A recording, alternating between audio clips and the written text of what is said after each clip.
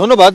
বরিশালের অফসুনিন ফ্যাক্টরি যেটি ওষুধ কারখানা, সেই ওষুধ কারখানার মূল যে ফ্যাক্টরি এটি হচ্ছে রূপাতলিতে অবস্থিত। সেখানে অগ্নিকাণ্ডের ঘটনা ঘটেছে। আমরা স্পটে রয়েছি, আমরা একটু দেখাবার চেষ্টা করছি। মূলত অফসুনিন কোম্পানির যেখানে ওষুধ তৈরি করা হয় সেখানে কিন্তু অগ্নিকাণ্ডটি হয়নি। তবে ওষুধ যেখানে তৈরি করা হয় তার পাশেই রয়েছে কাঠের বস্তা, যেগুলো দিয়ে কোনো কিছু তৈরি করা হয় বা কাজে লাগে, সেই জায়গাটিতে আগুন লেগেছে এবং সেখানে মোটামুটি ভয়াবহ আগুন লেগেছে।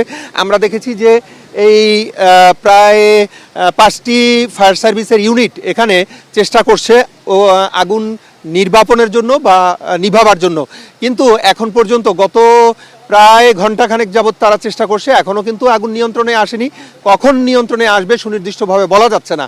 আমরা এখানকার যারা অফসুনিনের ওষুধ কোম্পানির যারা কর্তৃপক্ষ তাদের সাথে কথা বলেছি, তারা একটা জিনিস আমাকে নিশ্চিত করেছেন, অফসুনিনের যে মূল ওষুধ ফ্যাক্টরি যেখানে ক্যাপসুল, ইনজেকশন, ট্যাবলেট, সিরাপ তৈরি করা হয়, সেটি থেকে কিন্তু এই জায়গাটি একটু বাহিরে।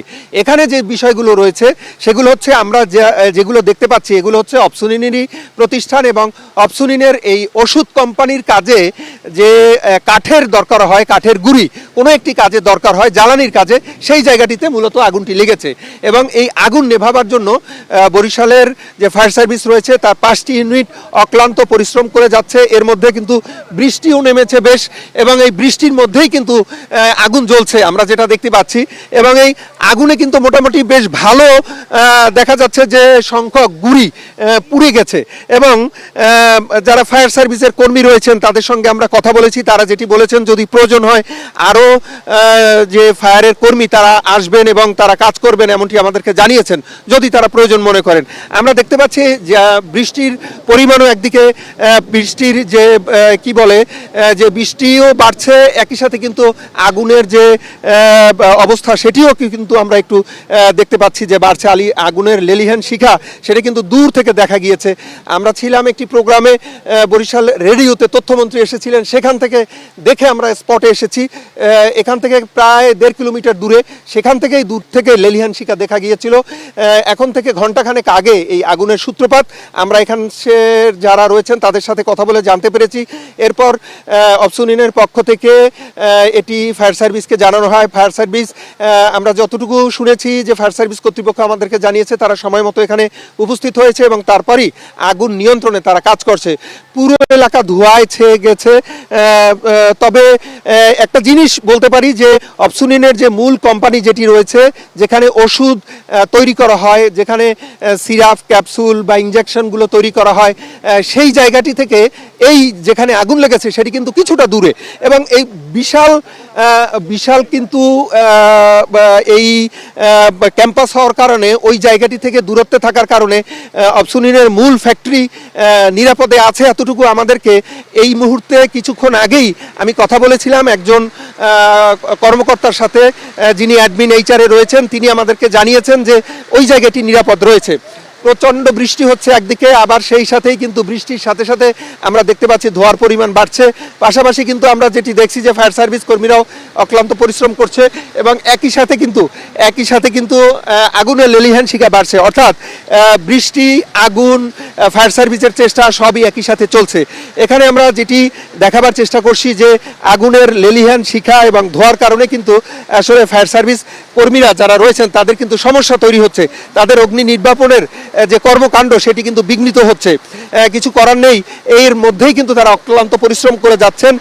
এবং একই সাথে আমরা যেটা দেখছি যে যারা এই অফসুনিনের কর্মকর্তা কর্মচারী রয়েছেন তারাও কিন্তু যোগ দিয়েছেন আগুন নির্বাপনের কাজে। কিন্তু ধোঁয়া, বৃষ্টি সব কিছু মিলিয়ে একেবারে একাকার হয়ে গেছে এবং এই সমস্যায় পড়েছেন এখানকার যারা আগুন নির্বাপনের সাথে জড়িত, তারা কিন্তু ভীষণ সমস্যায় পড়েছেন আমরা যেটা দেখতে পাচ্ছি।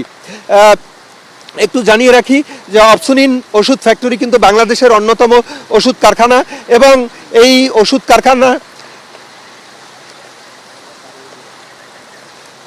এবং প্রচণ্ড বৃষ্টি হওয়ার কারণে আসলে আমরা এমন একটি জায়গায় দাঁড়িয়ে এই মুহূর্তে আসলে আগুনটি যেটি দেখানো উচিত, ক্যামেরা ভিজে যেতে পারে বা ক্যামেরা ক্ষতিগ্রস্ত হতে পারে, এই কারণে আমরা আসলে সেই জায়গাটি যে আগুন যে জায়গাটিতে সেই জায়গাটিতে যে আমরা ধরবো সেটাই রয়েছে আমাদের উল্টো দিকটায়। এটা সম্ভব হচ্ছে না, শুধু আমরা ধোঁয়ার ছবিটি এই মুহূর্তে দেখানোর চেষ্টা করছি, কারণ ক্যামেরা তারপরে আমাদের যে ইকুইপমেন্টগুলো আছে সেগুলো এই বৃষ্টির কারণে ক্ষতিগ্রস্ত হওয়ার একটি সম্ভাবনা থাকায় আমরা এমন একটি জায়গায় দাঁড়িয়ে আছি যাতে ক্ষতিগ্রস্ত হওয়া থেকে আমরা রক্ষা পাই। তো একটা জিনিস জানিয়ে রাখি, আসলে ফায়ার সার্ভিসের কর্মীরা কিন্তু অক্লান্ত পরিশ্রম করছেন এবং তাদের যে চেষ্টা, তাদের সাথে ঐক্যবদ্ধ হয়ে আরও একটি এই মুহূর্তে আমরা যেটা দেখছি যে নতুন করে আরেকটি ইউনিট এসেছে, একজন ফায়ার সার্ভিসের কর্মী আমাদের সাথে রয়েছেন, তার সঙ্গে আমরা একটু কথা বলার চেষ্টা করব। আপনারা কখন এসেছেন এবং কি অবস্থা দেখেছিলেন?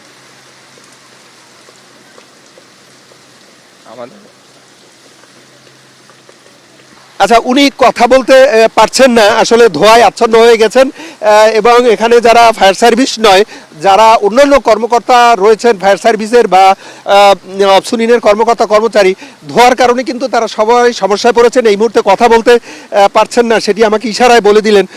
আরেকটা জিনিস জানিয়ে রাখি যে বর্তমানে যে পরিস্থিতির সৃষ্টি হয়েছে তাতে করে আসলে কখন আগুন নিভবে সুনির্দিষ্ট করে কেউ কিছু বলতে পারছেন না। আসলে একদিকে বজ্রপাত হচ্ছে, অন্যদিকে আগুন, সবকিছু মিলিয়ে একটি খুবই খারাপ অবস্থার তৈরি হয়েছে, যে কারণে আসলে এখন এই